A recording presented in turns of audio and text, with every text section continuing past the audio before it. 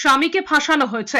ED আধিকারিকদের ৩ ঘন্টা দাঁড় করিয়ে রাখার পর দাবি করেছেন সন্দীপ ঘোষের স্ত্রী সঙ্গীতা ঘোষ। আর বেলেঘাটার বাড়িতে যখন স্বামীর হয়ে সাফাই দিয়েছেন স্ত্রী, তখন ইডি অফিসারদের আরেকটা দল পৌঁছে গিয়েছে সন্দীপ ঘোষের শ্যালিকার ফ্ল্যাট শ্বশুর বাড়িতে। শুক্রবার ভোরে যখন সন্দীপ ঘোষের বেলেঘাটার বাড়িতে হানা দিয়েছে ইডি, তখন বাড়িতে তালা লাগানো ছিল। বাড়ি তালা বন্ধ থাকায় প্রায় ৩ ঘন্টা অপেক্ষার পর ইডির ফোন পেয়ে 9:30 নাগাদ স্ত্রী গিয়ে তালা খোলেন। এরপরই বাড়ির ভিতরে ঢোকেন ইডির তদন্তকারী আধিকারিকরা। যদিও সন্দীপ ঘোষের স্ত্রী দাবি করেছেন তার স্বামীর বিরুদ্ধে কোনো প্রমাণই পায়নি তদন্তকারী অফিসাররা, পুরোটাই মিথ্যে বলে দাবি করেছেন। কদিন আগেই বেলেঘাটার সন্দীপ ঘোষের বাড়িতে টানা তল্লাশি চালিয়েছে সিবিআই অফিসাররা। আরজিকর মেডিকেলের প্রাক্তন অধ্যক্ষ সন্দীপ ঘোষের বিরুদ্ধে আর্থিক দুর্নীতির অভিযোগে ইডি তদন্তের দাবিতে মামলা করেছিলেন প্রাক্তন সুপার আখতার আলী। সেই মামলার তদন্তভার সিটের থেকে সিবিআই কে দেয় কলকাতা হাইকোর্ট। পরে সন্দীপ ঘোষের বিরুদ্ধে আর্থিক দুর্নীতির শতপ্রণোদিত হয়ে মামলা করে ইডি।